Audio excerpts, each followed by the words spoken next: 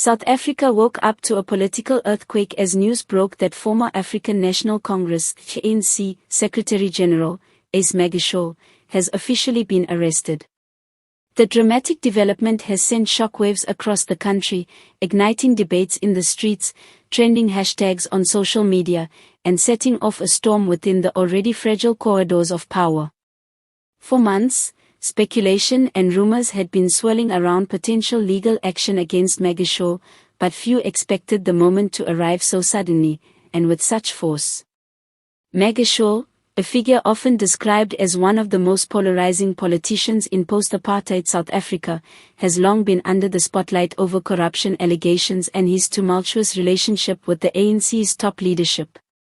While he has maintained his innocence and consistently framed his troubles as politically motivated attacks, law enforcement agencies have now moved decisively, signaling a new phase in the country's ongoing battle against corruption. The arrest immediately sparked nationwide reactions.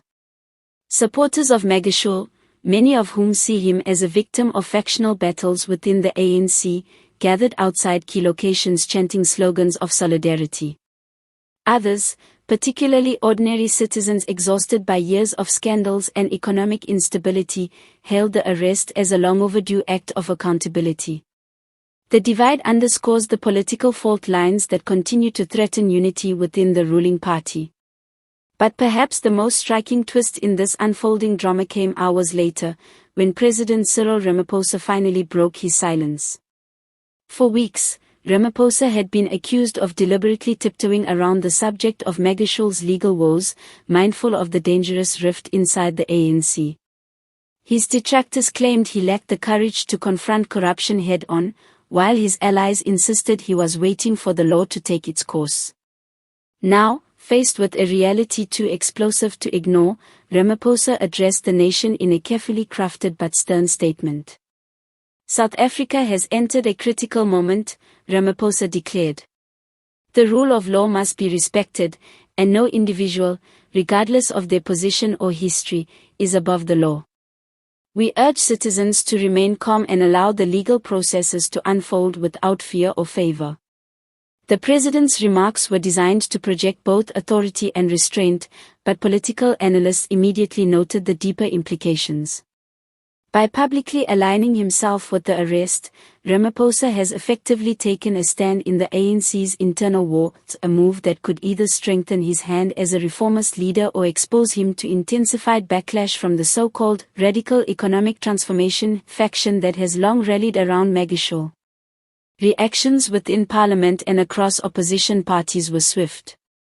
The Democratic Alliance hailed the arrest as a victory for justice, while the economic freedom fighters accused Ramaphosa of weaponizing state institutions to eliminate his political rivals. Within the ANC itself, whispers of emergency meetings and behind-the-scenes maneuvering grew louder by the hour, as senior leaders scrambled to assess how the arrest could reshape the party's already fragile unity. Beyond the politics, ordinary South Africans are left asking hard questions. Will this arrest signal the beginning of a genuine cleanup in government, or is it just another chapter in the never-ending saga of ANC factional battles? For many, the issue is not just about Ace Magashule or Cyril Ramaphosa, but about whether South Africa can finally break free from the cycles of corruption that have drained public trust and crippled economic growth. As the nation holds its breath, the arrest of Ace Magashule may very well prove to be a defining moment in South Africa's democratic journey.